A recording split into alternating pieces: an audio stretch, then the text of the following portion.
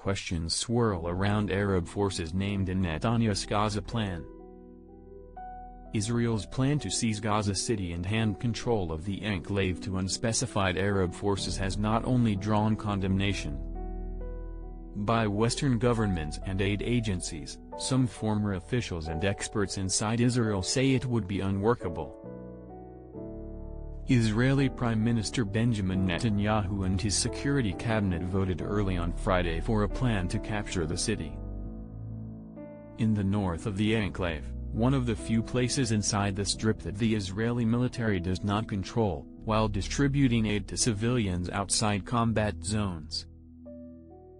The five-point plan for concluding the war calls for the disarming of Hamas, the return of all hostages and the demilitarization of the Gaza Strip, which would be under Israeli security control. It also proposes that a government is established in Gaza that involves neither Islamist militants from Hamas, who have ruled the enclave since 2007, or the Palestinian Authority, the more secular governing body that has overseen parts of the occupied West Bank since the mid-1990s and is internationally recognized.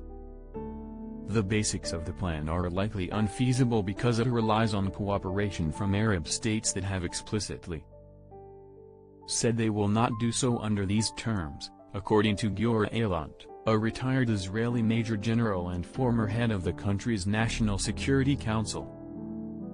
I don't know whether Netanyahu has any real basis to what he said, whether he has any communication with other countries about the future of Gaza, Eilant told NBC News in a telephone interview Friday. And I'm afraid that his statement, about Arab nations being given control of Gaza, has no real, reliable basis behind it. Arab states such as Egypt and Jordan have clearly indicated time and again that a precondition for their involvement would be that the Palestinian Authority becomes a leading actor in Gaza's future governance, said Nimrod Goren, president of the Mtvim Institute, an Israeli think tank.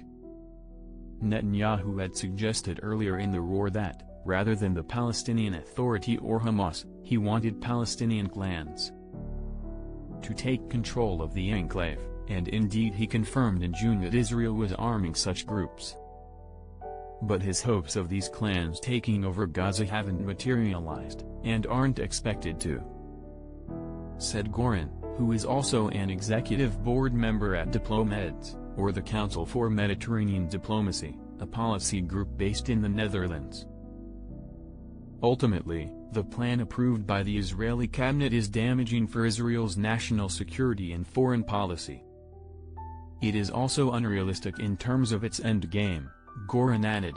All of this reinforces the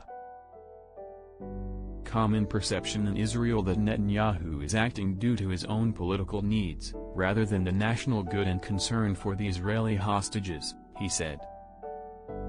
Israel's plan has been met with outcry internationally, with the United Nations and some Western governments warning it would lead to further catastrophe for Palestinians in Gaza, more than 61,000 of whom have been killed in the 22 months of war with Israel.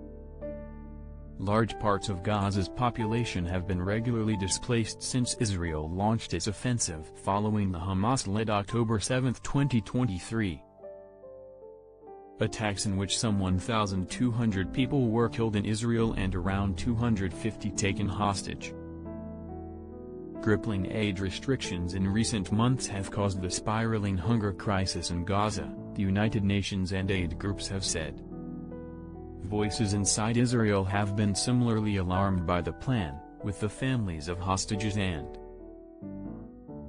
even Israel's own armed forces chief of staff, Eyal Zamir, warning it will lead to the deaths of the remaining captives inside the enclave.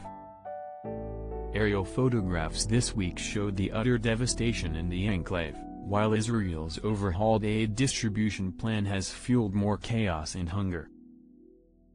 Eilant, the retired Israeli general, supports the war, like the majority of the country's population. Nevertheless, He said he disagreed with Netanyahu's plan because he thinks most of the hostages will perish and the Israeli army would suffer many casualties. Even if Israel managed to somehow execute its plan, we will not change anything in the approach of Hamas. Elon added, on the contrary, it will just give them justification to continuing their guerrilla war against us.